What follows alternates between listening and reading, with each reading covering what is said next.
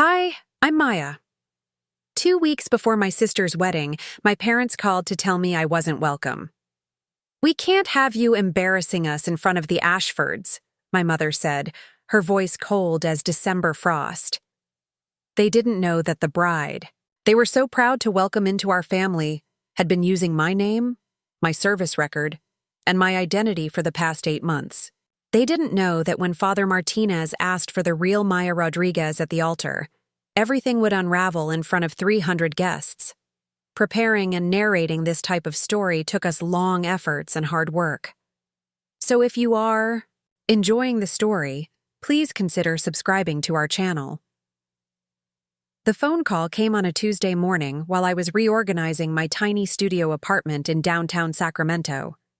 I'd been back from my third deployment for 6 months, and the adjustment to civilian life still felt like wearing shoes that didn't quite fit. The morning light filtered through the single window, illuminating the stack of unpaid bills on my kitchen counter and the Purple Heart citation I kept face down in a drawer. My phone buzzed with Mom's contact photo, a picture from 5 years ago when she still smiled when she looked at me. "Maya, we need to talk." Her tone carried that particular weight that meant she'd already made a decision I wouldn't like. I set down the coffee mug I'd been washing and leaned against the counter, watching a neighbor walk their dog across the courtyard below. "About what, Mom?" I asked, though something in my chest already knew. "About Sophia's wedding. Your father and I have discussed it, and we think it's best if you don't attend." The words landed like a punch I should have seen coming but somehow hadn't. Sophia, my younger sister by 3 years, had been planning this wedding for 18 months. She'd sent me save the dates, included me in group texts about dress colors, and asked me to give a speech about sisterhood and family bonds. "I don't understand," I said, my voice steadier than I felt. "What changed?" Mom's sigh was audible through the phone. "Maya, you know how important this is for our family. The Ashfords are prominent people in the community. Richard's father owns half the commercial real estate in Riverside County. We can't have any complications. Complications. That's what I'd become in their eyes. The daughter who'd enlisted instead of going to college like they'd wanted. The one who came back from overseas with nightmares and a medical discharge that they never quite understood. The one who worked 3 part-time jobs just to afford rent on a place smaller than Sophia's walk-in closet. What kind of complications exactly? I pressed, though I already knew the answer. You know how you get at family events.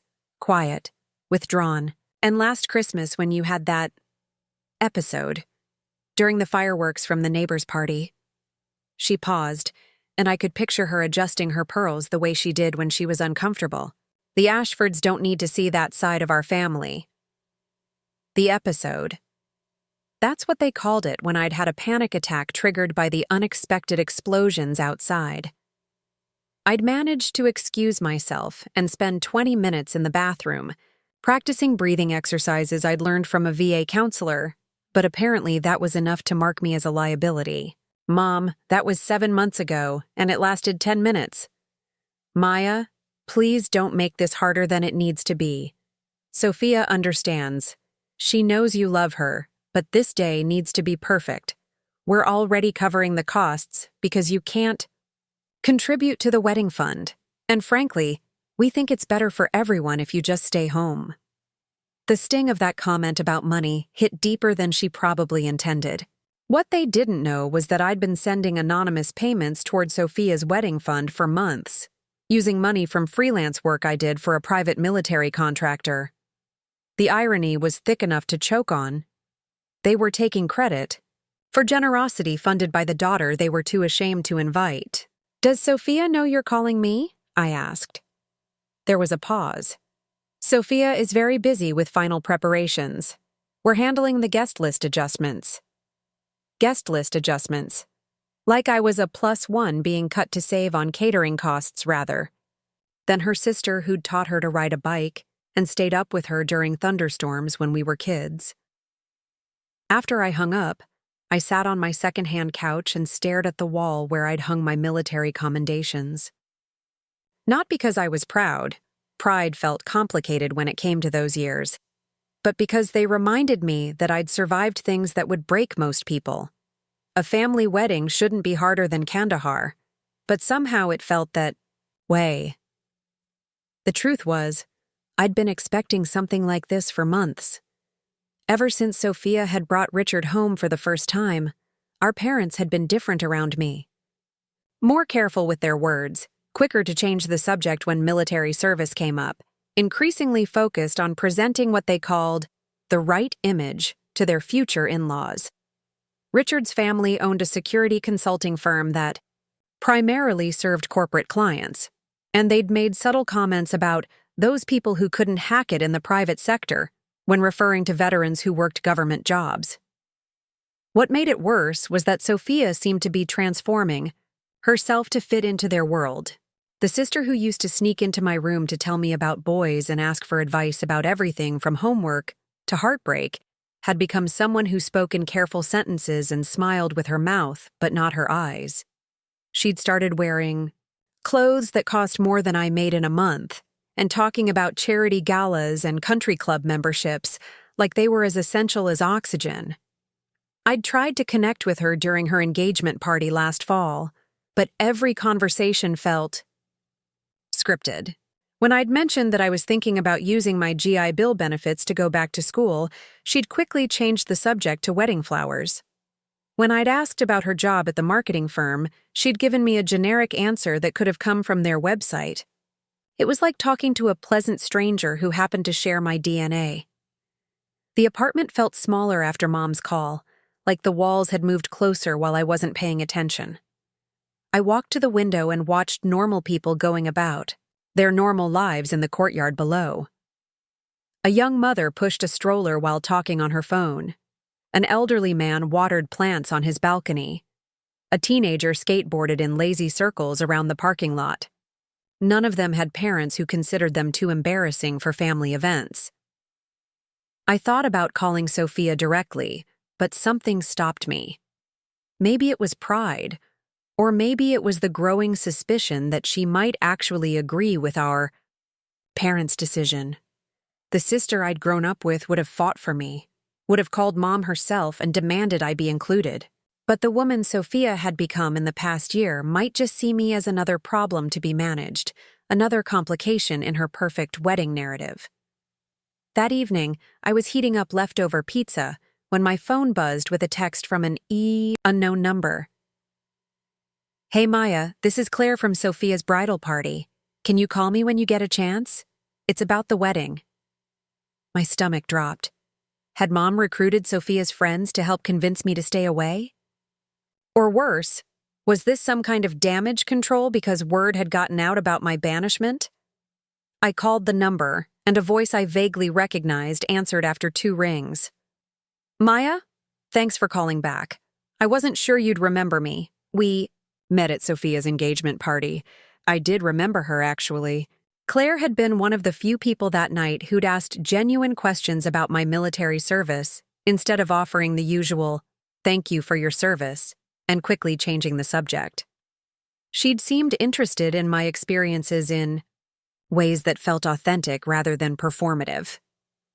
"What's going on with the wedding?" I asked, cutting straight to the point. "That's what I'm trying to figure out," Claire said, and I could hear confusion in her voice. "Sophia asked me to take over some of the coordination responsibilities because she's been overwhelmed, and I've been handling vendor communications and guest list management. But there are some things that don't add up, and I'm hoping you can help me understand." My chest tightened. "What kind of things?" "Well, for starters, I've been corresponding with someone using your name and email address about military honor guard arrangements for the ceremony. Very detailed emails about protocols and procedures. But when I mentioned it to Sophia yesterday, she acted like she had no idea what I was talking about. The Rodriguez family had always operated on a carefully constructed hierarchy, and I'd learned my place in it early. At the top sat my father, Miguel, whose word was law in our household. He'd built a successful landscaping business from nothing, transforming it from a one-man operation with a borrowed truck into Rodriguez Gardens, a company that maintained the grounds for half the gated communities in Riverside County.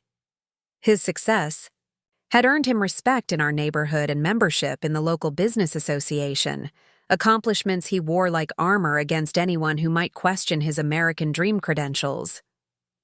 Just below him in the family structure was my mother, Carmen, who'd mastered the art of social navigation with the precision of a diplomat. She knew which charities to support, which events to attend, and exactly how to present our family's image to maintain the standing my father had worked so hard to achieve. Her conversations were peppered with casual mentions of their country, club membership, their vacation home in Palm Springs, and their daughter Sophia's upcoming marriage into one of the area's most prominent families.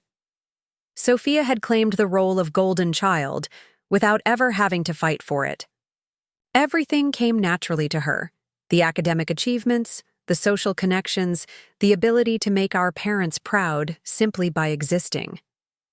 She'd graduated summa cum laude from UC San Diego with a business degree, landed a position at a prestigious marketing firm, and now was marrying Richard Ashford III, whose family name appeared on buildings throughout Southern California. She represented everything our parents had hoped their children could become when they'd worked 16-hour days to afford a house in a good school district. Then there was me, occupying the space that families usually reserve for cautionary tales. I'd been the daughter who'd chosen military service over college applications, who'd deployed to places that made our parents uncomfortable to discuss at dinner parties, who'd returned home with invisible wounds that defied their understanding of what healing should look like. In their carefully curated version of family success, I was the plot twist they hadn't planned for and didn't quite know how to incorporate. The dynamic had crystallized during my first deployment to Afghanistan. While I was learning to navigate IEDs and insurgent attacks in Kandahar province, Sophia was navigating sorority rush and internship applications. Our parents' phone calls during that time revealed the growing distance. They'd spend 45 minutes updating me on Sophia's latest achievements, and 5 minutes asking if I was staying safe before quickly changing the subject. When I'd call home after particularly difficult missions, desperate for connection to something normal and familiar, they'd respond with updates about Sophia's Dean's List status or her latest boyfriend. The pattern had continued through my second and third deployments. Each time I'd return home, the family constellation had shifted slightly, always in ways that made my place in it smaller and less significant. Sophia's achievements grew more impressive, our parents' social circle more exclusive, and their comfort, with my chosen path, more strained. They'd learned to speak about my military service in vague, sanitized terms that stripped away any real understanding of what I'd experienced. To them, I'd simply served our country for a few years before, deciding to pursue other opportunities. What they'd never understood was that my military service hadn't been a detour from my real life. It had been the most meaningful work I'd ever done. Leading a logistics unit that kept forward operating bases supplied and functional had taught me skills that transferred to any organizational challenge. The leadership experience I'd gained managing soldiers in high-stress environments was more valuable than any MBA program. The security clearance I'd maintained opened doors to consulting opportunities that paid better than most civilian jobs. But none of that mattered to parents who measured success by how comfortable it made dinner party conversation. The breaking point had come 6 months after my medical discharge, when I'd finally worked up the courage to tell them about the freelance consulting work I'd been doing. I'd been helping small businesses improve their security protocols and operational efficiency, using skills I'd developed coordinating complex military logistics. The work was challenging, well-paid, and gave me a sense of purpose that I'd been missing since leaving the service. I'd thought they might finally see that my military experience had value in the civilian world. Instead, my father had frowned and asked why I wasn't looking for real jobs with established companies. My mother had worried aloud about what people would think if they knew I was still involved in military stuff, instead of moving on with my life like other veterans did. The conversation had ended with them suggesting I might benefit from talking to someone about transitioning more completely to civilian life, as if my continued use of military-acquired skills was evidence of some kind of psychological failure to adapt. Sophia's reaction during that same conversation had been the most painful. She'd listened to my explanation of the consulting work with a polite but distant expression, nodding at appropriate intervals but never asking follow-up questions. When I'd finished, she'd immediately pivoted to talking about her own job promotion and the new apartment she was considering renting in a more upscale neighborhood. It was clear that my professional life existed in a category she found either uninteresting or uncomfortable, something to be acknowledged briefly before moving. On to more pleasant topics. The wedding planning process had amplified all these existing dynamics. Every conversation became an opportunity for our parents to emphasize how important this event was for the family's reputation, how crucial it was that everything reflect well on the Rodriguez name. They'd hired a wedding planner who specialized in what she called elevated traditional ceremonies and had spent months ensuring every detail would meet the Ashford family's expectations. The guest list had been carefully curated to include business associates, community leaders, and family friends who could appreciate the significance of this union between two prominent local families. My exclusion from key planning discussions had been gradual but unmistakable. Early conversations about the ceremony had included casual mentions of my military background, with Sophia suggesting she might like to incorporate some kind of patriotic element to honor my service. But as the Ashford family became more involved in the planning process, those references had disappeared. The focus shifted to elements that would photograph well, create the right aesthetic, and demonstrate the family's shared values of tradition and success. The final guest list had become a revealing document. It included our parents' business partners, country club friends, and carefully selected extended family members who could be counted on to represent the Rodriguez family appropriately. Cousins who'd achieved professional success were invited, with their spouses and children. Family members who worked in trades or service industries received invitations that somehow got lost in the mail. The pattern was clear enough that even our traditionally diplomatic Tia Rosa had commented about which branches of the family tree were being pruned for the occasion. Richard's influence on this selection process had been subtle but undeniable. During family dinners, he'd made casual comments about the importance of surrounding yourself with people who understood your values and aspirations. He'd shared stories about other weddings he'd attended where the wrong kind of guests had created awkward moments or detracted from the celebration's elegance. His suggestions were never direct enough to seem controlling, but they consistently steered conversations toward the kind of exclusivity that made people like me seem like liability rather than family. The most telling moment had come during a discussion about wedding favors. Sophia had initially wanted something that reflected both families' histories, perhaps small tokens that acknowledged our father's immigrant journey and the success he'd built.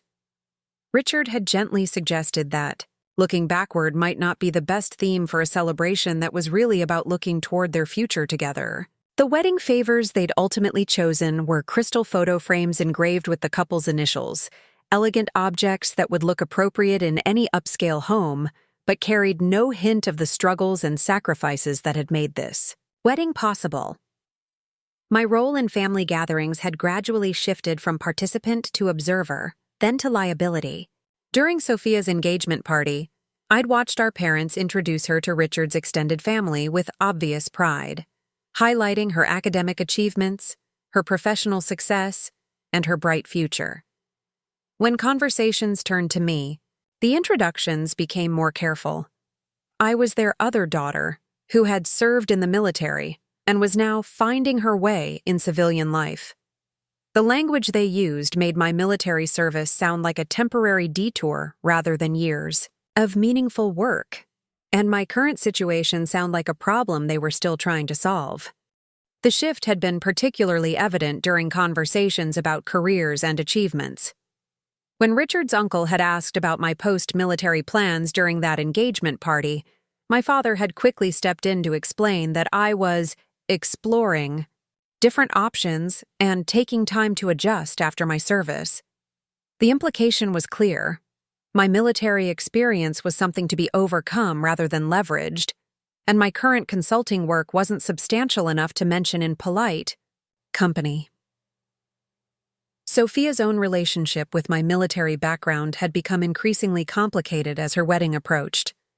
Early in her engagement, she'd occasionally mentioned being proud of having a sister who'd served, particularly when talking to friends who admired the idea of military service in abstract terms.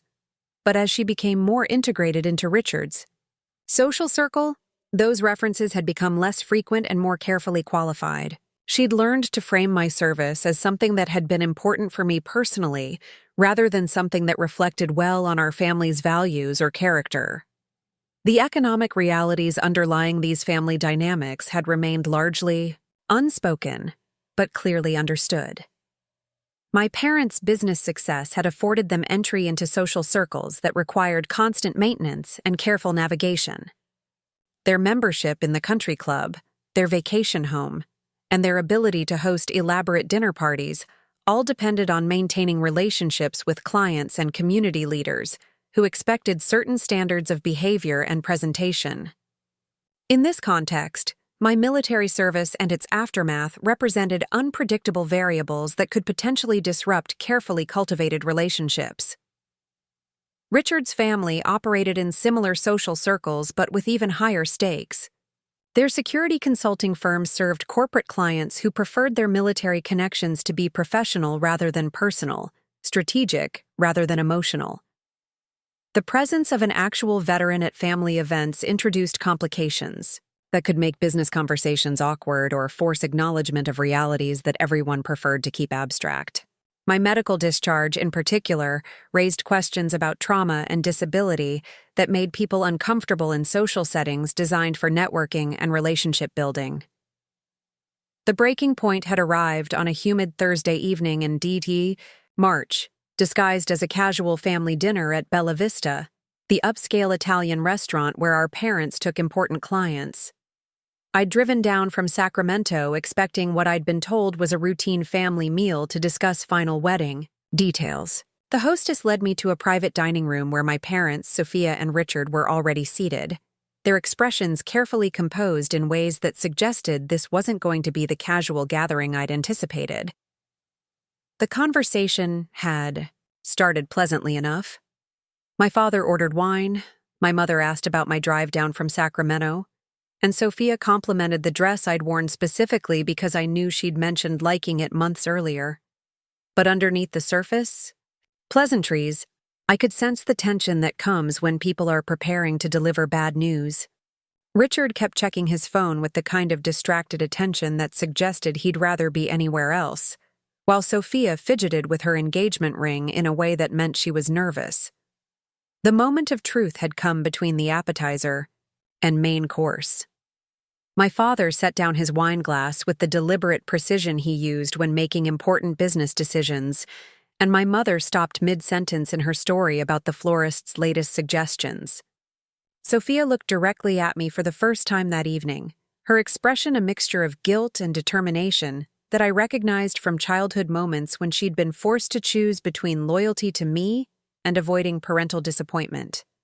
Maya, my father had begun, his voice carrying the tone he used for difficult conversations with employees who weren't meeting expectations. We need to discuss your role in the wedding ceremony. I'd set down my fork, suddenly aware that the food I'd been enjoying moments earlier now tasted like cardboard. What about my role? Richard had leaned forward slightly, engaging in the conversation for the first time since I'd arrived. We've been reviewing the guest list and ceremony logistics with our wedding planner, and there are some concerns about how everything will flow. The word concerns had hung in the air like smoke from a fire nobody wanted to acknowledge. I'd looked at Sophia, hoping for some indication that she was as confused by this development as I was, but her expression had remained carefully neutral. What kind of concerns?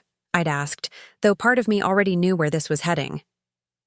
My mother had taken over then, her voice gentle but firm in the way she'd used when explaining why I couldn't have the same privileges as Sophia when we were growing up. "Sweetheart, you know how important this day is for our family. The Ashfords have been so generous in including us in their social circle, and we want everything to reflect well on both families." The euphemisms had continued for several more minutes, references to maintaining the right tone, ensuring appropriate representation, and creating an event that would honor everyone's expectations. But the underlying message had been crystal clear. My presence at the wedding represented a risk they weren't willing to take. Richard had contributed his own perspective, couching his comments in the language of understanding and sympathy. He'd acknowledged my service and sacrifice, expressed appreciation for my dedication to our country, and emphasized that this decision wasn't a reflection of anyone's feelings about my character or worth, but he'd also made it clear that the wedding needed to maintain what he called a cohesive atmosphere that would allow all guests to feel comfortable and celebrate appropriately. The final blow had come when Sophia finally spoke. Her voice had been barely above a whisper, and she'd looked at her hands rather than at me while she delivered the words that would end my inclusion in the most important day of her life. "Maya, I hope you understand that this isn't personal. I love you, and I know you love me, but we all want this day to be perfect. Maybe it's better if you just celebrate with us in your own way." I'd sat there for what felt like hours, but was probably only 30 seconds, processing the reality that my own family considered my presence at my sister's wedding to be incompatible with their vision of perfection. The restaurant continued bustling around us, servers delivering food to nearby tables, other families enjoying normal conversations about normal topics. But our table had become an island of carefully orchestrated rejection. The drive back to Sacramento that night had been one of the longest of my life. 3 hours alone with my thoughts, replaying every word of the conversation and trying to understand how I'd become the family member who needed to be managed rather than celebrated. I'd pulled over twice to collect myself, once at a gas station where I'd sat in my car watching other people go about their simple evening routines, and once at a rest stop where I'd called my old army buddy Jessica just to hear a friendly voice. Jessica had listened to the whole story without interrupting, then delivered the kind of blunt assessment that only true friends can provide. "Maya, your family's screwed-up priorities don't define your worth. You know that, right?" But knowing something intellectually and feeling it emotionally were two very different things, and that night I'd felt more disconnected from my own worth than I had since my darkest days after coming home from deployment. The weeks following, that dinner had been a masterclass in family diplomacy designed to make me complicit in my own exclusion. My mother called regularly with updates about wedding preparations, always framing my absence as a temporary situation that might still be resolved if circumstances changed. Sophia sent text messages with photos of her dress fittings and flower arrangements, maintaining the illusion that I was still somehow included in her wedding joy, even though I wouldn't be witnessing it in person. But it was Richard's message that had finally crystallized my understanding of what was really happening. He'd called 3 days before the wedding, ostensibly to express regret about how things had developed, and to assure me that the decision hadn't been made lightly. During that conversation, he'd mentioned something that had stopped me cold. His family's security consulting firm had recently landed a major contract with a defense contractor, and several important clients would be attending the wedding. The pieces had fallen into place with sickening clarity. This wasn't just about maintaining appearances or creating the right aesthetic for wedding photos. My exclusion served a practical business purpose, removing any potential complications that might arise from having an actual veteran present, while Richard's family networked with defense industry executives who preferred their military connections to be abstract rather than personal. That realization had been both devastating and liberating. Devastating because it confirmed that my family was willing to sacrifice my inclusion for business advantage. Liberating because it finally gave me a clear understanding of where I stood in their priorities and what I was dealing with. This wasn't about love or family bonds or even social embarrassment. It was about money and business relationships, concerns that could be addressed with strategy rather than emotion. The decision to stop fighting for my place at the wedding had come suddenly, like a switch flipping in my mind. I'd been sitting in my apartment 3 nights before the ceremony, staring at the bridesmaid dress that Sophia had asked me to return, since I wouldn't be wearing it, when my phone buzzed with yet another text from my mother about how unfortunate the whole situation was. Instead of the usual spike of hurt and anger, I'd felt something closer to relief. I'd spent months trying to prove that I deserved to be included, that my military service was something to be honored rather than hidden, that my current struggles didn't disqualify me from family celebrations. But I'd been fighting the wrong battle entirely. The problem wasn't that they didn't understand my worth. It was that they understood it perfectly and had decided it was less important than their social and business ambitions. That night, I'd made a different kind of decision. Instead of continuing to seek inclusion in their version of family, I'd start building something that didn't require their approval or understanding.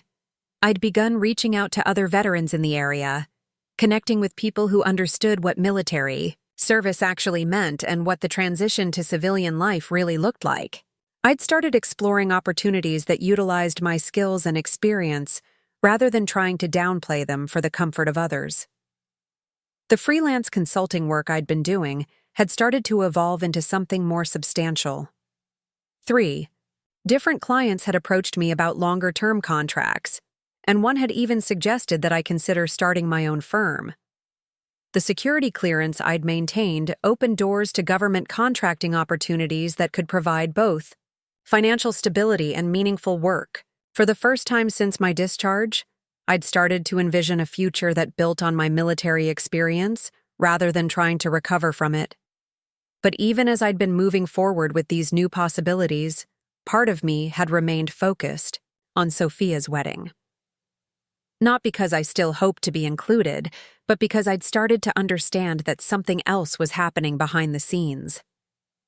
The mysterious emails that Claire had mentioned, the confusion about military honor guard arrangements, the way conversations about wedding logistics seemed to involve details that nobody could explain. It all suggested that someone was orchestrating elements of the ceremony without the family's knowledge. The night before the wedding, I'd finally decided to investigate. I'd driven down to Riverside not to crash the ceremony or make a scene, but to understand what was really happening. The venue was a historic mission that had been converted into an event space, surrounded by gardens that my father's company had been contracted to maintain. I'd parked across the street and watched the final preparations, noting the security arrangements and the coordination between various vendors. What I'd observed had confirmed my suspicions that something unusual was happening.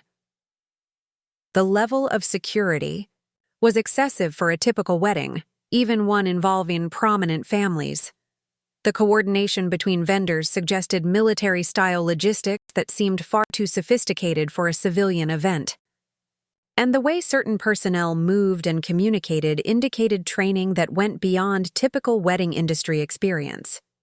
As I'd sat in my car watching the final preparations, I'd realized that the wedding I'd been excluded from wasn't the same wedding that was actually being planned.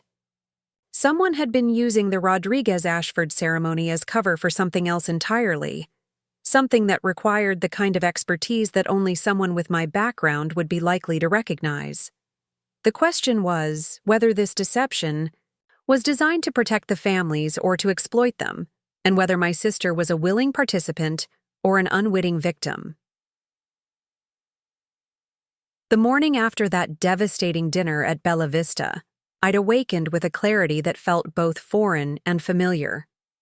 It was the same mental shift I'd experienced during my first week of basic training, when I'd realized that everything I'd thought I knew about myself and my capabilities had been based on other people's limitations rather than my own. The hurt was still there, sharp and persistent, but it no longer controlled my decision-making process. I'd made coffee in my small kitchen and sat at the second-hand table I'd bought from a military surplus store, surrounded by the modest but comfortable life I'd built for myself. The apartment wasn't much by my family's standards, but every piece of furniture had been chosen deliberately, every decoration had meaning, and every bill was paid with money I'd earned through work that mattered to me. For the first time in months, I'd looked around and felt proud of what I'd accomplished, rather than ashamed of what I lacked. The freelance consulting work that my parents had dismissed as not a real job had actually been growing steadily. My first client, a small manufacturing company struggling with supply chain security, had been so satisfied with my analysis that they'd referred me to 3 other businesses.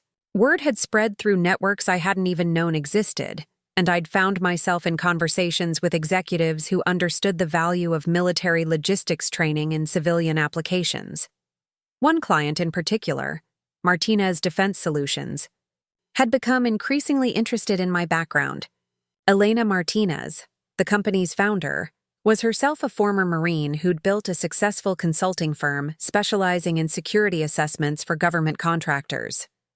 During our initial meeting, she'd asked detailed questions about my deployment experience and had immediately understood the relevance of skills that my family considered obsolete. The private sector is finally catching up to what military logistics specialists have always known, Elena had told me during our second consultation. Complex operations require people who can think 3 steps ahead and adapt when everything goes wrong. You don't learn that in business school. Working with Elena's firm had reminded me of what I'd loved most about military service: the sense of being part of something larger than myself, the satisfaction of solving complex problems, and the camaraderie that comes from working with people who understand the stakes involved. It had also introduced me to opportunities I hadn't known existed in the civilian world. The morning after my family's wedding ultimatum, Elena had called with what she described as an unusual proposition. A major defense contractor was looking for someone to conduct a security assessment of their West Coast operations. But the assignment required both current security clearance and specific experience with logistics coordination in hostile environments. The compensation was substantial, and the timeline would allow me to complete the work while maintaining my other consulting commitments.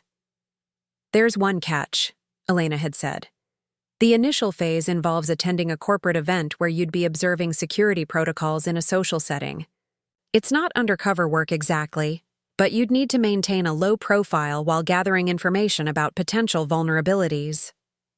The corporate event, as it turned out, was a wedding. The defense contractor's CEO was marrying into a prominent Southern California family, and the ceremony would include high-level executives, government officials, and international clients whose presence created security challenges that required careful assessment. My job would be to attend as a legitimate guest while documenting potential threats and evaluating the effectiveness of existing security measures. The irony wasn't lost on me. While my own family considered me too embarrassing to include in their wedding celebration, a major corporation was paying me substantial fees to attend someone else's wedding because of my military expertise. But it was more than irony. It was validation that my skills had real value in contexts where they were properly understood and appreciated. Elena had provided me with detailed background information about the event and the key participants. The guest list included defense industry executives, military contractors, and government officials whose business relationships required careful navigation. The venue was a historic mission that had been selected specifically because its layout provided both aesthetic appeal and defensible positions. Even the catering and entertainment had been chosen with security considerations in mind. As I'd reviewed the assignment materials, certain details had started to seem familiar. The venue description matched the mission where Sophia's wedding was being held. The timeline corresponded to her wedding date. And several of the names on the corporate guest list were people Richard had mentioned as important business contacts who would be attending his ceremony. The realization had hit me like a physical blow. The wedding I'd been excluded from wasn't just my sister's celebration. It was also a major corporate event that required the kind of security expertise my family had dismissed as irrelevant. Someone had recognized the potential risks involved in bringing together so many high-value targets and had hired professional assessment services to ensure their safety. The bitter irony was that the expertise they'd hired was exactly what I'd spent years developing in military service. But there was something else, something that made the situation even more complex. According to the corporate briefing materials, the bride in the defense contractor's wedding was described as Maya Rodriguez, a former military logistics specialist, whose background made her a valuable asset for the company's government contracting work. The biographical details matched my own service record with uncanny accuracy, down to specific deployments and commendations. Someone had stolen my identity, my military record, and my professional background to create a fictional bride whose credentials would impress defense industry executives. The woman my sister was pretending to be was actually me, reimagined as someone worthy of inclusion in their elite social circle. Sophia wasn't just excluding me from her wedding. She was literally taking my place, claiming my achievements as her own to enhance her appeal to Richard's business contacts. The scope of the deception was staggering. Official wedding programs listed the bride's military service and security clearance as family assets that would benefit the Ashford business interests. Conversation talking points had been prepared to help guests discuss the bride's deployment, experience, and logistics expertise. Even the honeymoon had been planned around defense industry conferences where the bride's military background would facilitate networking opportunities. My phone rang, interrupting my racing thoughts. Elena's voice was crisp and professional. "Maya, I need to brief you on some additional complications with the assignment. We've discovered that there may be identity issues with one of the key participants, and we need someone with your specific background to help sort out what's really happening." "What kind of identity issues?" I'd asked, though I already suspected the answer. "The kind that could compromise national security if the wrong people gain access to classified information," Elena had replied. "We need you there not just to assess security protocols, but to verify that everyone is who they claim to be." The assignment had suddenly become personal in ways that went far beyond family drama. If Sophia was using my identity and military credentials to access defense industry circles, she might be inadvertently creating security vulnerabilities that could have serious consequences. My clearance, my deployment history, and my specialized training weren't just professional credentials. They were national security assets that couldn't be compromised by civilian social climbing. I'd accepted the assignment immediately, not because I wanted to crash my sister's wedding, but because I had a professional and patriotic obligation to ensure that my military record wasn't being misused in ways that could endanger legitimate security operations. Whatever personal hurt I felt about my family's rejection would have to take a back seat to the larger responsibilities that came with my security clearance and specialized knowledge. For the next 3 weeks, I'd thrown myself into preparation, with the kind of methodical intensity that had kept me alive during multiple deployments. Elena's firm had provided me with detailed intelligence about the wedding venue, guest list, and security arrangements, but I'd supplemented their research with my own reconnaissance. The Mission San Gabriel, where the ceremony would take place, was a location I'd visited during high school field trips, but I'd needed to understand it from a tactical perspective. The mission's architecture presented both advantages and vulnerabilities from a security standpoint. The original stone construction provided natural barriers, but the multiple entrances and elevated choir loft created potential complications for crowd control.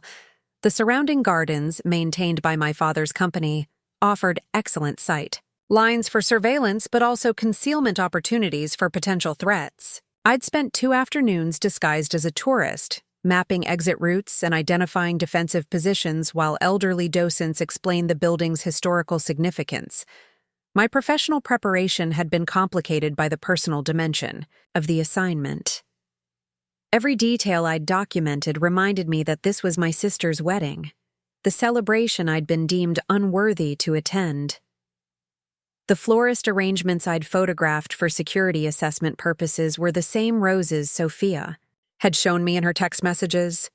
The catering setup I'd analyzed for potential vulnerabilities was the same menu my mother had described during our awkward phone conversations. But it was the guest list analysis that had revealed the true scope of what was happening. Cross-referencing. The names Elena had provided with Richard's business contacts had shown that virtually every major defense contractor on the West Coast would be represented at the ceremony. The wedding wasn't just a social event.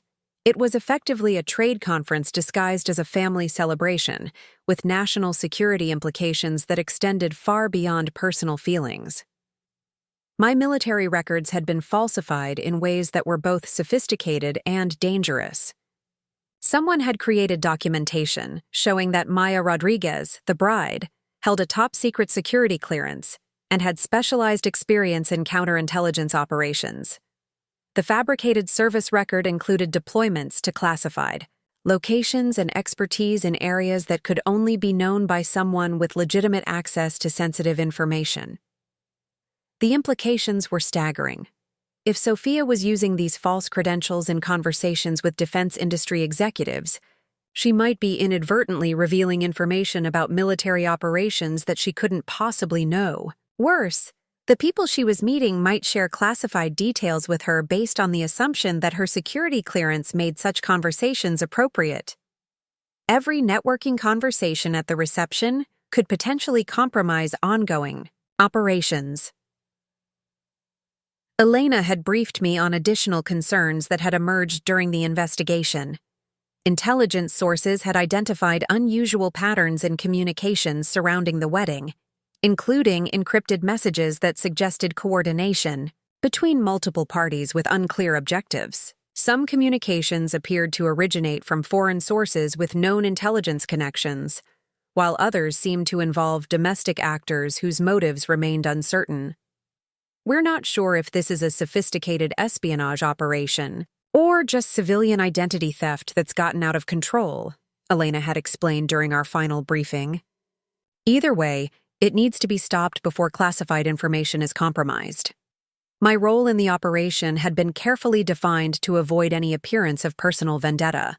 I would attend the ceremony as a legitimate guest, having been provided with an invitation through Elena's corporate connections. My objective was to observe interactions, document any apparent security breaches, and identify the source of the false identity claims. If necessary, I was authorized to intervene to prevent classified information from being disclosed to unauthorized personnel. The night before the wedding, I'd received a call from my former commanding officer, Colonel Sarah Chen, whom Elena had contacted as part of the security assessment process. Colonel Chen had been briefed on the identity theft situation and was calling to provide additional authorization for my involvement in the investigation.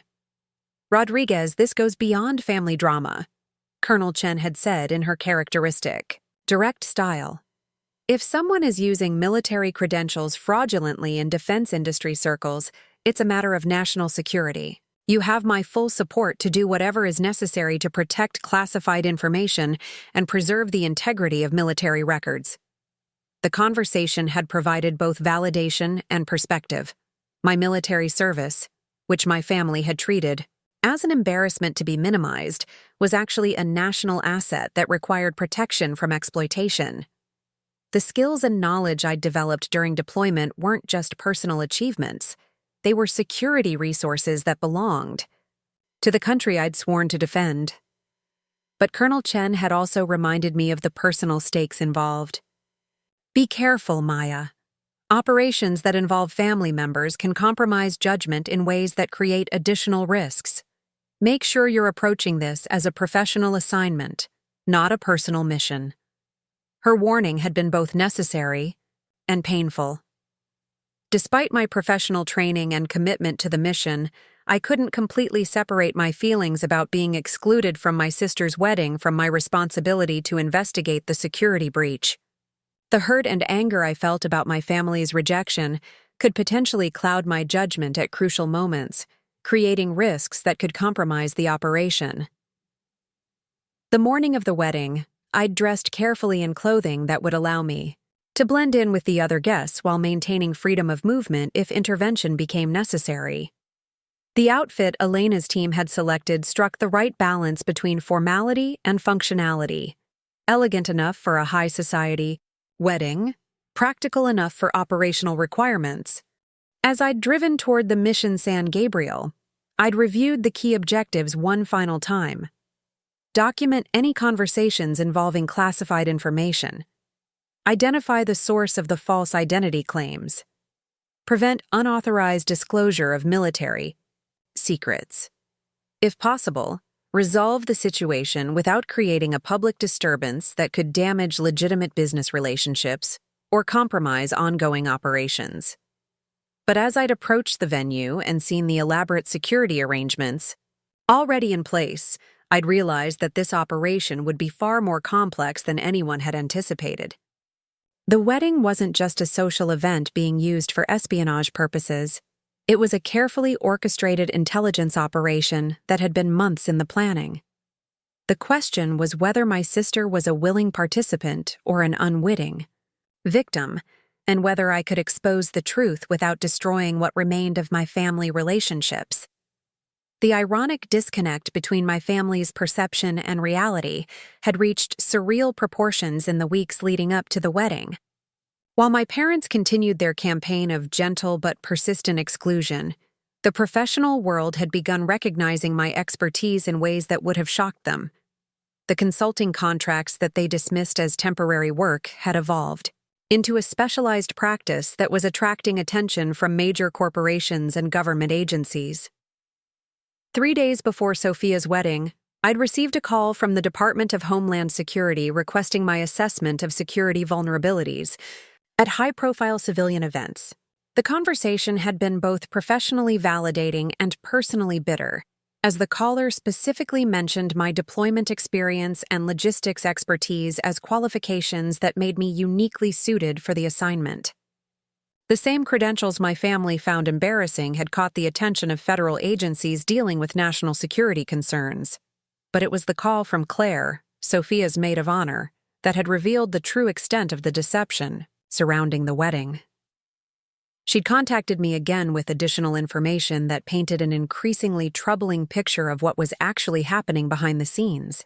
"Maya, I need to show you something," Claire had said, her voice tight with concern.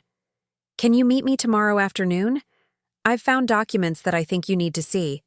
We'd met at a coffee shop in downtown Riverside, far enough from my parents' neighborhood to avoid accidental encounters with family members. Claire had arrived carrying a manila folder thick with papers, her expression grim in ways that suggested she'd discovered something that had shaken her understanding of people she'd trusted. Preparing and narrating this type of story took us long efforts and hard work. So if you are enjoying the story, please consider subscribing to our channel. I've been helping Sophia with wedding coordination, and she asked me to handle some of the vendor communications, Claire had explained, as she'd opened the folder. But some of the emails I've been receiving don't make sense, and when I tried to ask her about them, she got defensive and told me to just handle whatever people sent. The documents Claire had shown me were extraordinary in their implications. Email chains between someone claiming to be Maya Rodriguez and various defense contractors discussed logistics coordination for events involving classified government personnel. Purchase orders for security equipment had been signed with my name and referenced my military ID number. Vendor contracts included clauses requiring background checks and security clearances that only someone with legitimate military credentials could have negotiated. Most disturbing were the correspondence files that detailed my deployment history with an accuracy that could only have come from official military records. Someone had accessed classified personnel files and was using that information to create a fictional version of me that could pass scrutiny from defense industry professionals who knew how to verify military credentials. "Claire, this isn't just identity theft," I'd explained as we'd reviewed the documents together. "Someone has compromised military personnel databases to create false credentials. This is a federal crime with national security implications." But it was the guest seating chart that had revealed the operational sophistication behind the deception. The wedding reception arrangement wasn't random social planning. It was strategic positioning designed to facilitate specific conversations. between targeted individuals. Defense contractors were seated near government officials. Foreign business representatives were placed at tables with American executives who held security clearances. The entire event had been orchestrated to create networking opportunities that could facilitate information exchange in ways that might appear innocent, but could actually compromise sensitive operations. Claire had pointed to additional details that confirmed the wedding was serving purposes beyond family celebration. "Look at this catering timeline," she'd said, indicating a schedule that included breaks positioned to coincide with specific conversation opportunities. "And these entertainment choices. The band is taking breaks at exactly the moments when the seating arrangement would facilitate the most sensitive discussions. The vendor coordination alone represented a level of planning sophistication that went far beyond typical wedding logistics. Security personnel had been hired through companies that specialized in protecting classified facilities. Catering staff had been background checked using protocols typically reserved for events involving government officials. Even the photography contracts included clauses restricting image distribution that suggested someone understood the security sensitivities involved. But perhaps most revealing was the communication pattern that Claire had documented. While the official wedding planning had been handled through normal family channels, a parallel coordination effort had been taking place using my stolen identity. Someone had been using my name and military credentials to negotiate security arrangements, coordinate with defense contractors, and facilitate the networking opportunities that would make the reception valuable for espionage purposes. "The thing that really bothers me," Claire had said as we'd finished reviewing the documents, "is that Sophia seems to know more about this than she's admitting. When I've tried to ask her about the inconsistencies, she doesn't seem surprised. She just tells me that some aspects of the wedding are being handled by Richard's family, and that I shouldn't worry about details I don't understand." The implication was clear. Sophia wasn't an innocent victim of identity theft. She was a willing participant in a deception that was using my military record to facilitate access to defense industry circles. Whether she understood the full implications of what she was doing was uncertain, but her cooperation was essential to the operation's success. That night, I'd called Elena to report what Claire had discovered and to request additional operational support for the wedding assignment. The scope of the deception was far beyond what we'd initially understood, and the national security implications required resources that exceeded my individual capabilities. "Maya, this has escalated beyond a simple security assessment," Elena had said after reviewing the documents Claire had provided. "We're looking at a coordinated intelligence operation that's using your sister's wedding as cover for activities that could compromise multiple ongoing government contracts. The federal authorities who'd been monitoring suspicious communications, patterns around defense industry events had been notified, and they'd requested my cooperation in documenting the activities at the wedding reception. But they'd also warned that intervention would need to be carefully timed to avoid alerting the operatives involved or compromising ongoing investigations into similar activities at other events." As the wedding day had approached, I'd found myself in the surreal position of preparing to attend my sister's celebration, not as a family member, but as a federal investigator working to prevent the compromise of national security secrets. The personal betrayal of being excluded from the wedding had become secondary to the professional responsibility of protecting classified information from exploitation by hostile intelligence services. The morning of the ceremony, as I'd driven toward the Mission San Gabriel, I'd reflected on the bitter irony that my family's rejection had actually positioned me to protect them from consequences they couldn't even comprehend. Their dismissal of my military service as an embarrassment had blinded them to the real value and ongoing responsibilities that came with my security clearance and specialized knowledge. The catalyst for my final decision to attend the wedding had come in the form of an encrypted message that arrived on my secure communication device at 0300 hours on the morning of the ceremony. The message was from Colonel Chen, transmitted through official military channels that indicated the situation had escalated to the highest levels of government concern. "Rodriguez, Intelligence sources have identified tonight's event as the culmination of a 6-month operation targeting defense contractor vulnerabilities. Foreign operatives are expected to attempt acquisition of classified technical specifications during the reception networking period. Your presence is not requested. It is required. This is a direct order under the authority of national security. Protocols. The weight of that message had settled over me like the familiar heaviness of combat gear before a dangerous mission. This was no longer about family dynamics or personal hurt feelings. Foreign intelligence services were planning to use my sister's wedding reception as an opportunity to steal military secrets that could compromise American national security. My exclusion from the family celebration had become irrelevant compared to my obligation to prevent classified information from falling into hostile hands. Elena had briefed me on additional intelligence that had been developed overnight.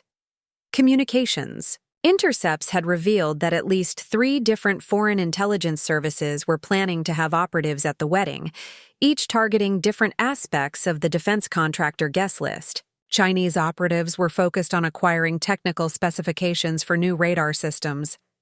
Russian agents were seeking information about cybersecurity protocols used in government facilities. North Korean intelligence was attempting to recruit assets within the defense contractor community who could provide ongoing access to classified projects. The sophistication of the operation was staggering. The false identity being used for Sophia had been crafted specifically to provide credibility with defense industry executives who would be more likely to discuss sensitive topics with someone they believed had appropriate security clearance and military background. The wedding reception seating arrangement had been designed to facilitate accidental conversations between foreign operatives and American executives who held access to the information being targeted. But the most disturbing revelation was that Richard's family security consulting firm had been compromised from within. Someone in their organization had been providing operational intelligence to foreign services, including detailed information about client security protocols and personnel. With access to classified projects, the wedding was serving as both a target acquisition opportunity and a cover for a much larger espionage network that had been operating for months. My role in the counterintelligence operation had been carefully defined to balance operational requirements with the personal complications of family involvement. I would attend the reception as a legitimate guest, having been provided with credentials through Elena's corporate connections. My primary objective was to identify and document any attempts to acquire classified information, while secondary objectives included determining the extent of Sophia's knowledge about the operation and assessing whether other family members were being manipulated or compromised. The tactical challenges were unlike anything I'd faced during military deployment. In Afghanistan, threats had been clearly defined and rules of engagement were straightforward. At my sister's wedding reception, potential hostile operatives would be disguised as family friends and business associates, making identification difficult and intervention complicated by social expectations and family relationships. Elena had equipped me with surveillance technology disguised as typical wedding guest accessories. A brooch that contained a high-resolution camera capable of documenting conversations and identifying faces through facial recognition software. Earrings that provided encrypted communication capability with the federal agents who would be monitoring. The operation from a mobile command center positioned 2 blocks from the wedding venue. A clutch purse that contained electronic countermeasures capable of disrupting unauthorized recording devices or communication equipment.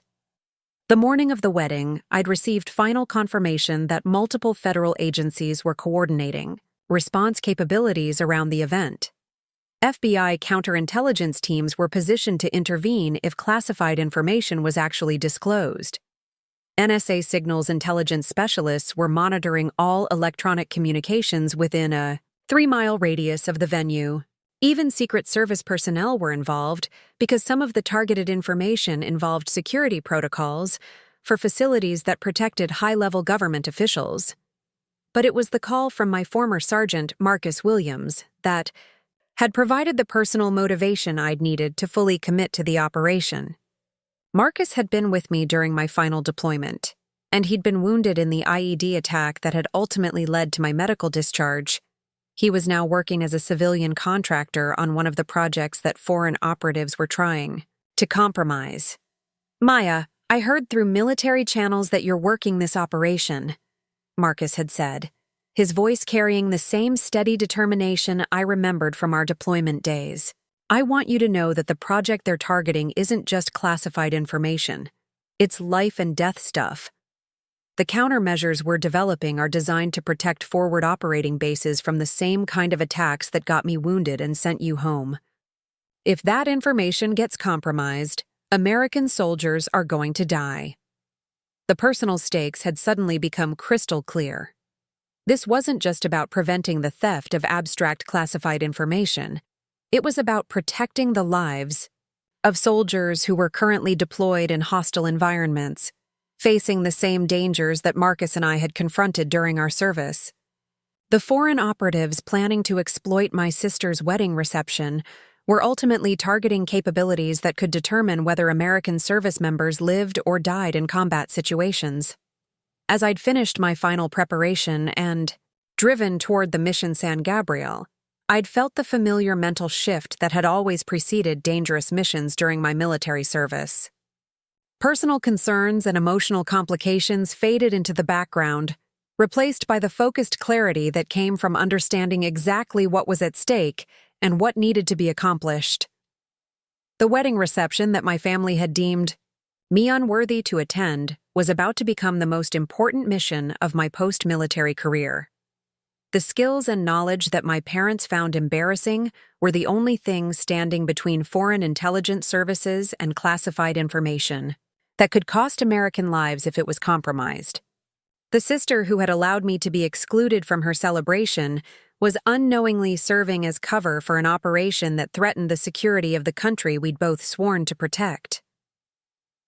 The moment I stepped through the mission San Gabriel's ornate wooden doors, I understood that everything I'd prepared for was about to be tested in ways that no amount of tactical planning could have anticipated. The ceremony was already in progress, with Father Martinez at the altar speaking in the resonant voice that had presided over countless family celebrations in our community. But what should have been a familiar, comforting scene felt charged, with an undercurrent of tension that my military training immediately recognized as operational readiness. I'd positioned myself in a pew near the back of the chapel, close enough to observe the proceedings but far enough from my family to avoid immediate recognition. Through the sophisticated surveillance equipment Elena had provided, I could see that the guest list matched the intelligence profiles we'd developed, with known defense contractors scattered throughout the congregation alongside individuals whose backgrounds suggested possible foreign intelligence connections. But it was the bride herself who commanded my attention and confirmed my worst fears about the scope of the deception. Sophia stood at the altar wearing a dress that was undeniably beautiful, but her posture and demeanor suggested someone who was playing a role rather than experiencing the joy typically associated with wedding ceremonies. She responded to Father Martinez's questions with the appropriate words, but her voice carried a mechanical quality that suggested careful rehearsal rather than spontaneous emotion. Richard stood beside her with the confident bearing of someone who believed everything was proceeding according to plan, occasionally glancing toward specific guests in ways that seemed more like operational coordination than social acknowledgement. His family members occupied the front pews with expressions that mixed social satisfaction with what I now recognized as professional assessment of the ceremony's success as a networking opportunity. Father Martinez had begun the traditional wedding liturgy, but as he'd reached the portion of the ceremony where he would normally ask if anyone objected to the union, he'd paused and looked directly at me. Our eyes had met across the chapel, and I'd seen recognition flash across his features. Father Martinez had presided over my confirmation years earlier, had counseled me before my first deployment, and had been one of the few people in our community who truly understood the significance of my military service. Before we proceed with the exchange of vows, Father Martinez had said, his voice carrying an authority that commanded attention from every person in the chapel, I must ask a question that has been weighing on my conscience throughout this ceremony. The chapel had fallen completely silent. Even the defense contractors and potential foreign operatives had stopped their subtle networking activities to focus on what the priest was saying. Sophia's face had gone pale, and Richard had stepped slightly closer to her in what appeared to be a protective gesture, but might have been an attempt to provide coaching or reassurance. The bride has represented herself to this congregation and to the families gathered here as Maya Rodriguez, a woman whose military service and professional accomplishments have been described in detail throughout the wedding planning process. Father Martinez had continued, his voice growing stronger with each word. But I have served this community for 30 years, and I have presided over the spiritual guidance of the Rodriguez family for most of that time. My heart had begun racing as I'd realized that Father Martinez was about to expose the identity, deception in front of 300 guests, including multiple foreign intelligence operatives and defense contractor executives who would immediately understand the national security implications of what they were witnessing.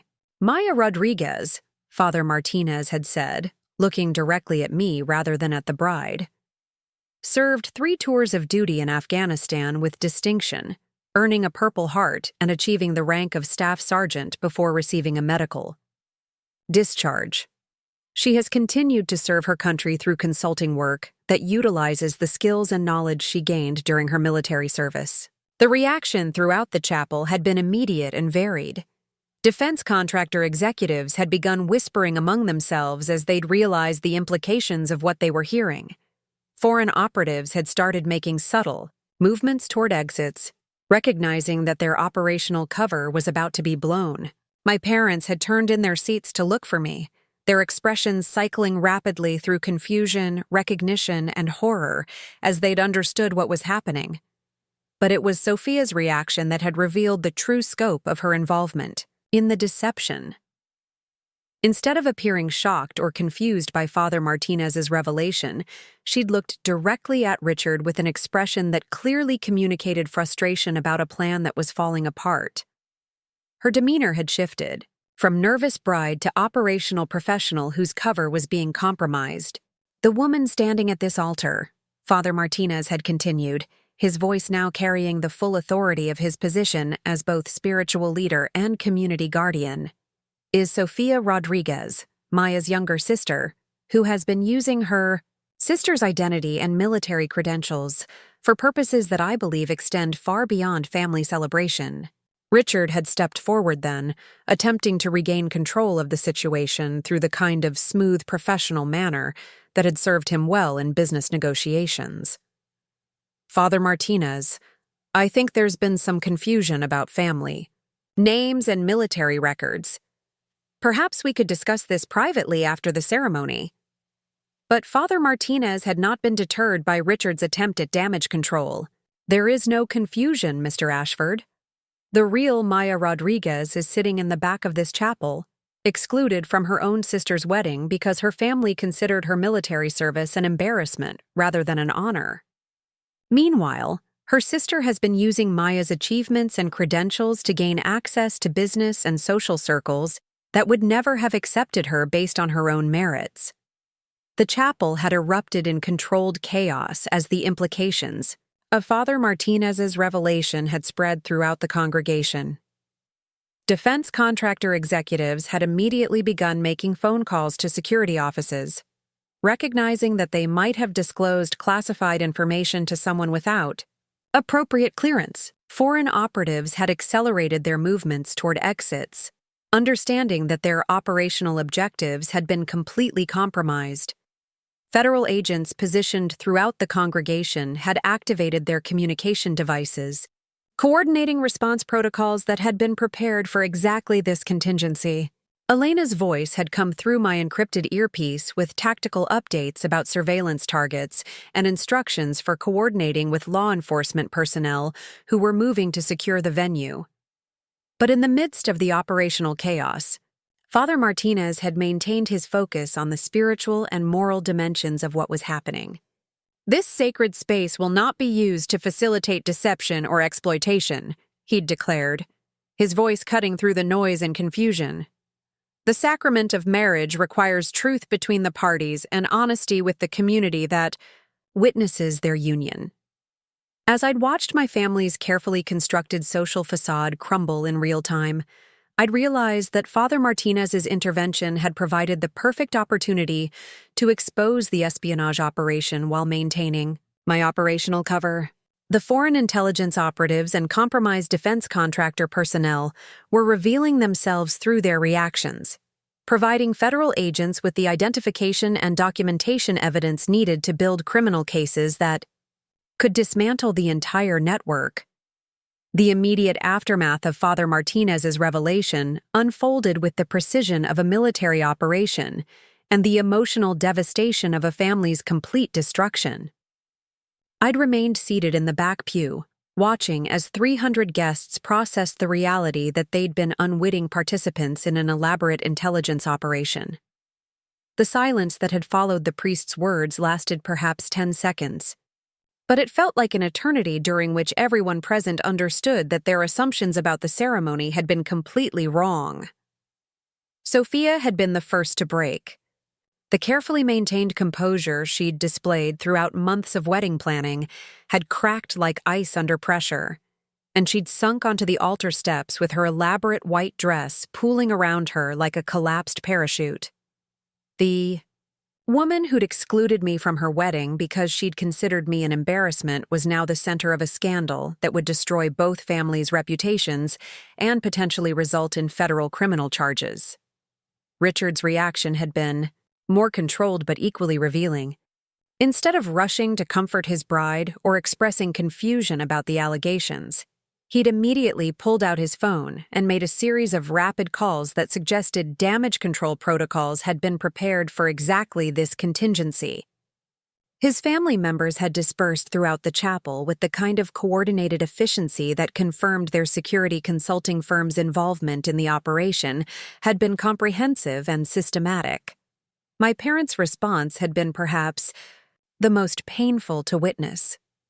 My father, who'd built his business on a foundation of integrity and hard work, had looked around the chapel with the expression of someone watching his life's achievements evaporate in real time.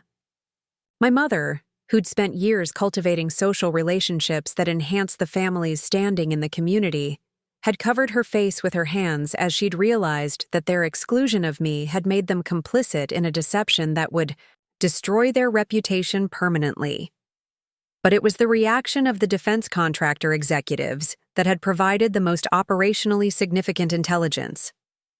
Instead of expressing shock or confusion about the identity fraud, several of them had immediately begun coordinating with each other in ways that suggested they'd been aware of the deception and had participated in it willingly. Phone calls were made using predetermined codes, documents were secured in briefcases that suggested classified material, and exit strategies were implemented with military precision. Elena's voice had come through my encrypted earpiece with tactical updates that confirmed the operation was proceeding exactly as federal authorities had hoped. Maya, we're getting incredible intelligence from the surveillance equipment.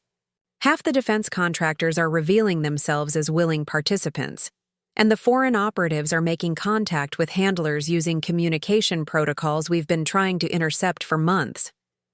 The federal agents positioned throughout the congregation had begun their coordinated response with the kind of subtle efficiency that prevented panic while ensuring no potential criminals could escape. Exits were quietly secured, communication signals were jammed to prevent destruction of evidence, and key targets were identified for immediate detention. The wedding reception that was supposed to facilitate espionage activities had instead become the most successful counterintelligence operation of the year. Father Martinez had maintained his position at the altar, serving as both spiritual authority and operational anchor for the chaos unfolding around him. His decision to expose the deception had been based on moral conviction rather than national security concerns, but the timing and manner of his revelation had provided perfect cover for the federal response that followed. "I will not allow this sacred space to be used for deception," he'd declared as federal agents had begun making their presence known throughout the chapel. "The sacrament of marriage requires truth, and the community that witnesses it deserves honesty about who is being joined in holy union." As the scope of the law enforcement response had become apparent, Richard had made a desperate attempt to salvage the situation by approaching me directly. He'd walked to the back of the chapel, with the kind of confident stride that suggested he'd believed he could still negotiate his way out of the predicament. "Maya, I think there's been a misunderstanding about the wedding arrangements," he'd said, extending his hand as if we were meeting for the first time. "Perhaps you'd like to join us at the altar so we can sort out this confusion about identities." The audacity of his suggestion had been staggering. After months of excluding me from the wedding because my military service was considered an embarrassment, he was now trying to include me as a way of legitimizing the identity theft that had been the foundation of the entire operation. His attempt to manipulate the situation revealed both desperation and a fundamental misunderstanding of the federal authorities' capabilities and objectives. "Mr. Ashford," I'd replied, making no move to shake his extended hand. "I'm exactly where I'm supposed to be. The question is whether you understand where you are and what's about to happen to you." Elena had appeared at my side then, no longer maintaining her cover as a wedding guest, but revealing herself as the federal contractor who'd been coordinating the counterintelligence response. "Richard Ashford, you're under investigation for conspiracy to commit espionage, identity theft, and violation of multiple federal statutes related to national security. I'd recommend you contact an attorney before making any additional statements." The transformation of my sister's wedding into a federal crime scene had proceeded with surreal efficiency. Guests who'd arrived expecting champagne and dancing found themselves providing statements to FBI agents about conversations they'd had with individuals who were now suspected foreign operatives. The reception venue that had been decorated for celebration became a processing center for evidence that would support prosecutions affecting national security. Sophia had been led away by federal agents, not in handcuffs, but with the kind of firm guidance that indicated she was considered both a witness and a potential defendant. Her involvement in the identity theft was clear, but the extent of her knowledge about the espionage operation would determine whether she faced charges as a conspirator or testified as a cooperating witness. My parents had approached me as the chapel emptied, their expressions carrying a mixture of shame, confusion, and desperate hope that I might somehow help them understand what had happened to their family. The woman they'd excluded from the wedding because she represented complications they couldn't manage had become the only person who might be able to explain how their social aspirations had led them into the middle of an international intelligence operation. "Maya," my mother had said, her voice barely above a whisper, "we didn't know. We had no idea that any of this was happening. We just wanted Sophia to have a perfect wedding." Looking at them, I'd felt a complex mixture of vindication and sorrow. The military service they'd considered an embarrassment had prepared me to protect national security interests that they'd never understood or appreciated. The skills they'd dismissed as irrelevant had made me the only person capable of preventing classified information from being compromised by foreign intelligence services. But the cost of their misunderstanding had been the destruction of our family and the criminal prosecution of my sister. 3 months after my sister's wedding became a federal crime scene, I sat in my Sacramento apartment reading the final report on Operation Wedding Bell, the code name federal authorities had assigned to the counterintelligence investigation that had unraveled from that day at Mission San Gabriel. The document contained details that still amazed me about the scope of the espionage network that had been operating under cover of high society social events throughout Southern California. The investigation had revealed that Richard's family, security consulting firm, had been compromised for over 2 years, with foreign intelligence services using their client access to identify targets and orchestrate information acquisition opportunities. Sophia's wedding had been planned as the culmination of the operation, designed to bring together the maximum number of defense contractor executives in a social setting where classified discussions might occur naturally during networking conversations. Sophia herself had been offered a plea agreement in exchange for her cooperation with federal prosecutors. The evidence suggested that she'd been gradually recruited into the operation through Richard's influence, beginning with small requests to use my military background as conversation material at social events and escalating to the full identity theft that had made her wedding valuable as an intelligence target. Her sentence of 3 years probation and community service had reflected both her cooperation and the court's recognition that she'd been manipulated by more sophisticated operatives. Richard had received a 15-year federal prison sentence. After pleading guilty to conspiracy charges that included espionage, identity theft, and violation of national security statutes, his family's consulting firm had been permanently banned from government contracting, and their business assets had been seized as proceeds of criminal activity. The Ashford family's prominent position in Southern California society had evaporated overnight, replaced by the kind of notoriety that made them unemployable in defense industry circles. But it was the international dimension of the case that had provided the most significant victory for American intelligence services. The foreign operatives who'd been identified at the wedding had led to the exposure of intelligence networks operating in 12 different states, resulting in the deportation of 43 individuals and the disruption of espionage activities that had been targeting defense contractors for over 5 years. My role in the operation had earned recognition that my family had never provided. Colonel Chen had recommended me for a civilian service award that acknowledged my contribution to protecting national security interests. Elena's firm had offered me a permanent position as a senior security consultant with a salary that exceeded anything I could have earned in traditional employment. The Department of Homeland Security had invited me to lead a new program focused on identifying intelligence threats at civilian events attended by government contractors. But the personal cost of the operation had been devastating in ways that no professional recognition could address. My relationship with my parents had been permanently altered by their recognition that their social ambitions had made them vulnerable to manipulation by hostile intelligence services.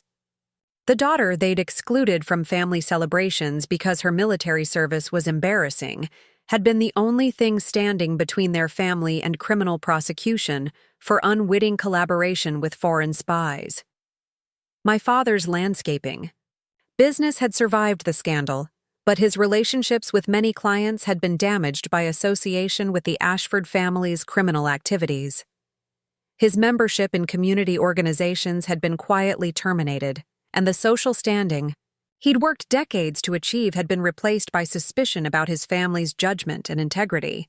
The American dream he'd built through honest work had been compromised by his participation in deceptions designed to enhance his social status. My mother had withdrawn from the social activities that had defined her identity for years, unable to face the judgment of friends who'd discovered that the daughter-in-law she'd been so proud to gain had been using stolen military credentials to access defense industry circles. The country club memberships and charity board positions that had provided her social purpose had become sources of embarrassment rather than pride. The relationship between my parents and me had slowly begun to rebuild, but on completely different terms than had existed before the wedding. They'd approached me with the kind of careful respect typically reserved for people whose capabilities had been seriously underestimated. Our conversations now included genuine questions about my military service and acknowledgement that the skills I'd developed during deployment had value that extended far beyond their previous understanding. Father Martinez had become an unexpected ally in the rebuilding process, using his spiritual authority to help my parents understand how their social priorities had blinded them to the real worth of their daughter's military service. His intervention at the wedding had been motivated by moral conviction rather than national security concerns, but his decision to speak truth in a moment of crisis had prevented the compromise of classified information that could have cost American lives. The Fisher consulting practice I'd built after my medical discharge had evolved into something far more substantial than my family had ever imagined possible. The skills that had made me valuable for counterintelligence operations were equally applicable to corporate security challenges, and my military background provided credibility with clients who needed someone who understood both operational risks and strategic thinking. Elena's mentorship had opened doors to opportunities that bridged my military experience with civilian applications in ways that honored both my service and my professional ambitions. The security clearance that my family had considered a liability had become the foundation for a career that allowed me to continue serving national security interests while building financial independence and professional recognition. But perhaps, most importantly, the events surrounding Sophia's wedding had taught me that seeking approval from people who don't understand your worth is a waste of time and energy that could be better invested in building relationships with those who do. The family that had excluded me from their celebration because they found my military service embarrassing had learned, through painful experience, that the skills and knowledge they'd dismissed were exactly what had protected them from consequences they'd never imagined. Looking back on that day at Mission San Gabriel, I realized that being excluded from my sister's wedding had been the best thing that could have happened to me. It had forced me to build my professional identity independent of my family's expectations, and had positioned me to serve my country's interests in ways that my military deployment had prepared me for, but civilian life had never offered. Sometimes, the greatest gift is being rejected by people who never deserved access to what you had to offer in the first place. 1 year after the Operation Wedding Bell investigation had concluded, I found myself standing in the same Mission San Gabriel, where my sister's wedding had unraveled, but this time for a very different purpose.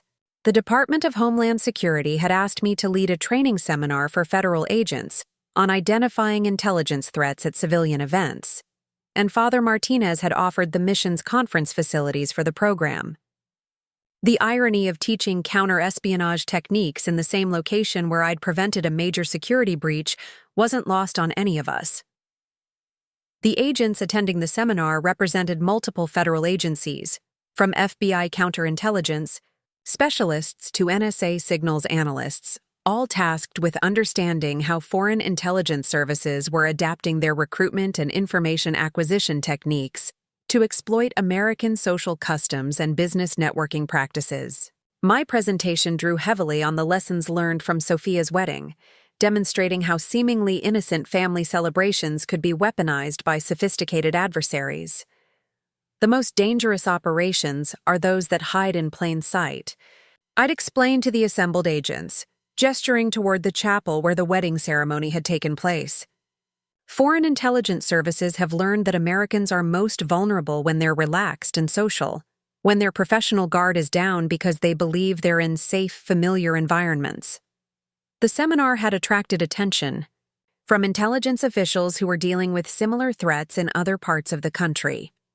A case in Virginia had involved a corporate merger celebration that had been used to facilitate technology transfer to Chinese intelligence services.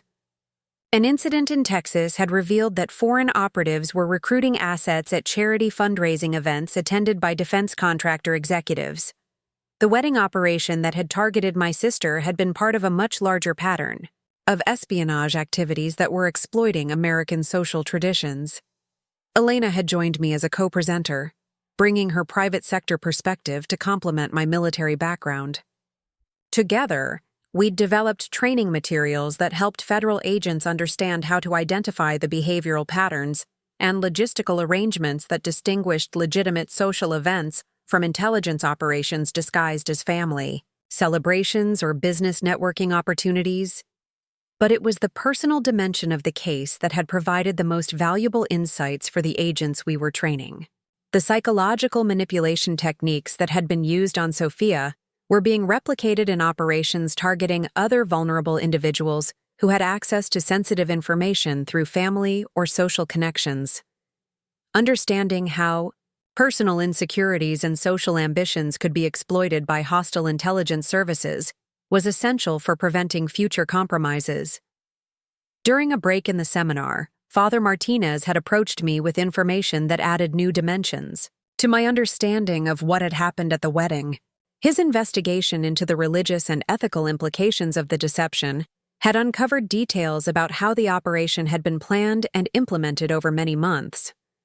Maya, I've been researching the background of some of the vendors who were involved in the wedding planning, he'd said, showing me a folder containing documentation he'd compiled.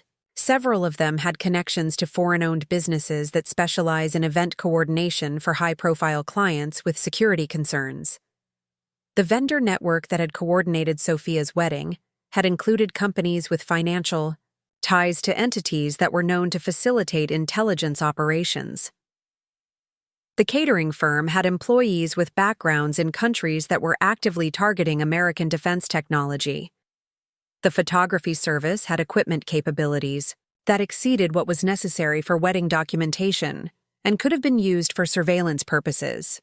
Even the florist had access to the venue during setup periods that could have been used to install listening devices or other intelligence collection equipment. Father Martinez's research had revealed that the religious community had also been targeted as part of the operation. Several parishes in the area had been approached by individuals claiming to represent families planning elaborate weddings, but actually gathering information about which congregations included members with defense industry connections. The manipulation had extended beyond individual families to include the faith communities that provided spiritual guidance and social structure for potential targets.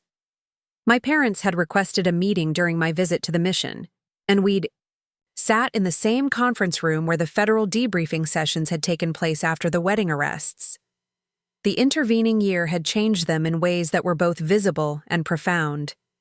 My father had aged noticeably, carrying the weight of understanding how his social ambitions had made his family vulnerable to exploitation by hostile foreign governments.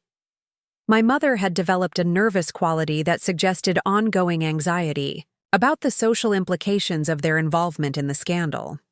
Maya, we've spent this year trying to understand how we got so far away from the values that should have guided our decisions, my father had said, his voice carrying a humility that I'd never heard before.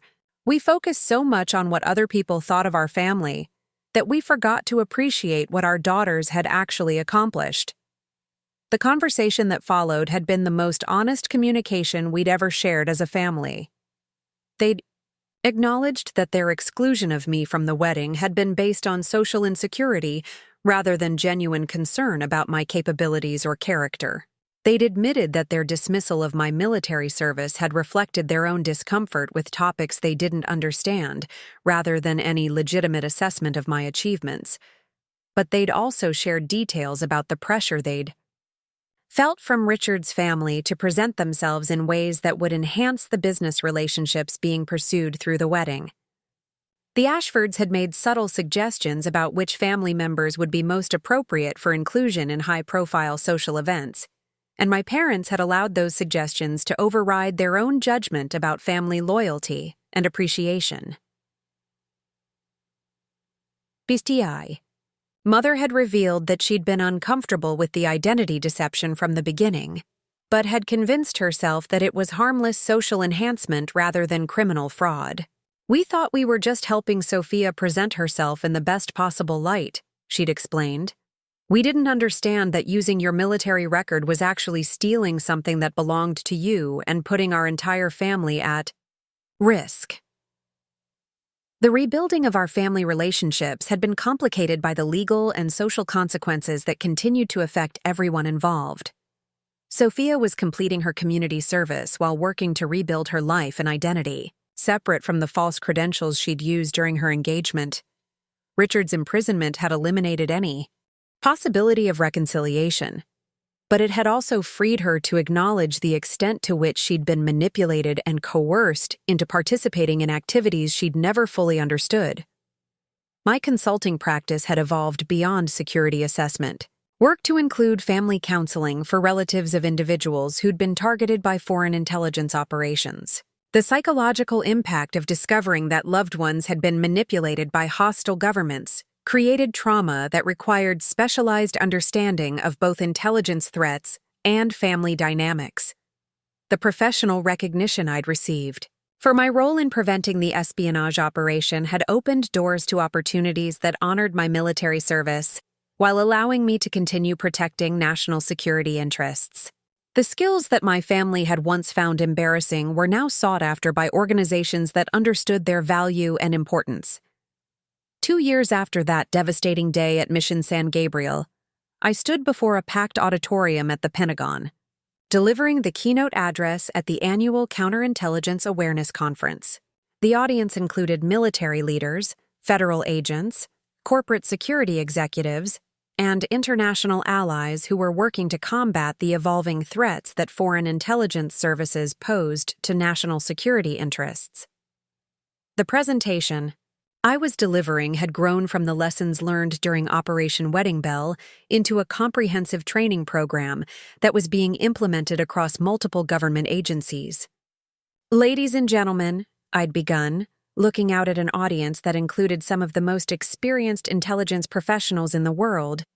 The greatest vulnerability in any security system isn't technological or procedural, it's human. Foreign adversaries have learned that Americans can be most effectively targeted not through cyber attacks or traditional espionage, but through the exploitation of our social customs, family relationships, and professional networking practices. The item research I'd conducted in partnership with Elena's firm had documented dozens of cases where foreign intelligence services had used social events as cover for espionage operations. Wedding receptions, graduation parties, corporate celebrations, and charity fundraisers had all been compromised by operatives who understood that Americans shared sensitive information more freely in social settings where their professional defenses were relaxed. But it was the personal dimension of these operations that made them so difficult to detect and counter. Unlike traditional espionage that targeted institutional vulnerabilities, social event operations exploited individual psychology and family dynamics in ways that made victims complicit in their own compromise. The people being targeted often participated willingly because they believed they were enhancing their social status or professional relationships, rather than betraying national security interests. My presentation had included a detailed case study of Sophia's wedding that demonstrated how a seemingly innocent family celebration had been transformed into a sophisticated intelligence operation. The timeline I'd developed showed how the recruitment and manipulation process had unfolded over 18 months, beginning with Richard's introduction to my family and escalating through carefully planned steps that gradually normalized the use of my military credentials for social purposes. The victim selection process was methodical and strategic, I'd explained to the audience, displaying slides that showed how foreign operatives had identified my sister as a potential asset based on her family connections to someone with military experience and security clearance. They understood that Americans with legitimate credentials were less likely to participate in espionage activities, but family members who could impersonate those credentials might be more easily manipulated. The audience had included representatives from allied nations who were dealing with similar threats in their own countries. A British intelligence officer had described cases where foreign operatives had targeted military families at social events on bases that were supposed to be secure. An Australian counterpart had documented operations where wedding celebrations in diplomatic communities had been used to recruit assets with access to classified facilities. During the question and answer session, a young FBI agent had asked about the personal cost of my involvement in the operation. Agent Rodriguez, how do you balance your professional responsibilities with the family relationships that were damaged by your role in exposing the espionage network? The question had forced me to confront aspects of the experience that I still found difficult to discuss. The professional recognition I'd received for preventing the compromise of classified information had come at the cost of relationships with family members who felt betrayed by my participation in their arrest and prosecution. The skills that had made me valuable to national security agencies had also made me a threat to people I'd grown up loving and trusting. The most difficult part of counterintelligence work isn't identifying threats or gathering evidence, I'd answered honestly. It's accepting that protecting national security interests sometimes requires actions that hurt people you care about, even when those people have been manipulated into threatening the safety of others. Sophia had been released from supervised probation 6 months earlier and had struggled to rebuild her life without the false credentials that had defined her identity during her engagement. The marketing firm where she'd worked had terminated her employment when the extent of her deception became public, and her attempts to find new professional opportunities had been complicated by background checks that revealed her criminal conviction. had our first extended conversation in over a year during a family dinner that Father Martinez had facilitated as part of his ongoing effort to help our family heal from the trauma of the espionage operation. The conversation had been stilted and careful, with both of us struggling to navigate the complex emotions that surrounded our shared experience of the wedding investigation. "Maya, I need you to know that I never understood what I was really participating in," Sophia had said, her voice carrying a vulnerability that reminded me of conversations we'd shared as children. "Richard convinced me that using your military background as conversation material was just social networking, not criminal activity. By the time I realized how serious it was, I felt trapped by the lies I'd already told." Her explanation had provided insight into how sophisticated the manipulation process had been, but it hadn't resolved the fundamental question of whether she'd been a victim or a willing participant in the identity theft that had made the espionage operation possible. The legal system had treated her as both, offering a plea agreement that acknowledged her cooperation while holding her accountable for criminal activity that had threatened national security. The consulting firm I'd established with Elena had grown beyond security assessment work to include training programs that helped organizations identify and counter social engineering threats. Our client base included Fortune 500 companies, government agencies, and educational institutions that were concerned about the vulnerability of their personnel to recruitment by foreign intelligence services. But it was the work with military, families that had become most meaningful to me personally. Veterans and active duty personnel were increasingly being targeted by foreign operatives who understood that their security clearances and specialized knowledge made them valuable intelligence assets. Helping military families recognize and resist these recruitment attempts felt like a natural extension of my service commitment. My parents had made genuine efforts to rebuild their relationship with me, but the process had been complicated by their ongoing struggle to understand how their social ambitions had made them vulnerable to manipulation by hostile governments.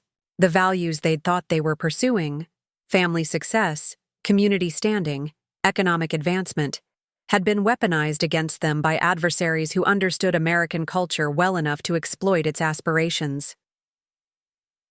The country club, memberships and social connections that had once defined their identity had been replaced by a more modest lifestyle that reflected both financial constraints and a changed understanding of what mattered most in family relationships.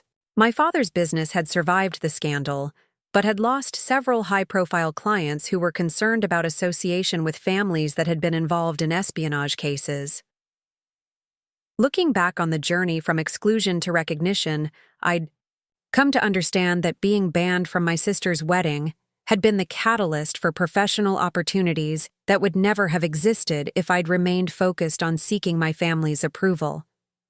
The military service they'd found embarrassing had become the foundation for work that honored both my commitment to national security and my desire to protect other families from the manipulation we'd experienced. The question that remained was whether the relationships we'd lost could ever be fully restored, or whether the price of protecting national security interests would always include the sacrifice of personal connections that had been compromised by foreign adversaries. In a world where family celebrations could be weaponized by hostile intelligence services, the line between personal loyalty and professional duty had become increasingly difficult to navigate. 3 months ago, I received an unexpected phone call that would change everything once again. The caller identified herself as Maria Santos, a Pentagon intelligence analyst who'd been following my work on social engineering threats. But her voice carried a tremor that suggested this wasn't a professional consultation. "Maya, I think my daughter's engagement party is being used the same way your sister's wedding was," she'd whispered into the phone. "The guest list includes defense contractors, the venue has excessive security arrangements, and my daughter's fiancé has been asking detailed questions about my security clearance. I need your help, but I can't go through official channels because I think my own agency has been compromised." As I'd listened to Maria describe the same patterns of manipulation that had destroyed my family, I'd realized that Operation Wedding Bell hadn't been an isolated incident. Foreign intelligence services were replicating the social event strategy across the country, targeting military families who had access to classified information through their professional responsibilities. The work continues. Every day brings new cases of families being manipulated, veterans being exploited, and American social traditions being weaponized by hostile adversaries. But every case we prevent protects not just classified information, but families who might otherwise discover too late that their celebrations have been turned against them. Sometimes the people who exclude you from their table end up needing the very skills they once dismissed. Sometimes the family member they consider an embarrassment becomes the only person capable of saving them from consequences they never saw coming. And sometimes being rejected by people who don't understand your worth is exactly what you need to find your true purpose. The lesson I learned isn't just about family dynamics or military service. It's about the power of staying true to your values, even when others don't appreciate them. Your worth isn't determined by who includes you in their celebrations, but by how you use your gifts to protect people who may never thank you for it. If this story resonated with you, if you know someone who's been underestimated by their family, or if you've learned something about the hidden threats we face in our everyday lives, please subscribe to our channel. Share this story with someone who needs to hear that their value isn't defined by other people's limitations. And remember, sometimes the quiet person in the corner isn't invisible. Sometimes they're the one protecting everyone else from dangers they'll never even know existed.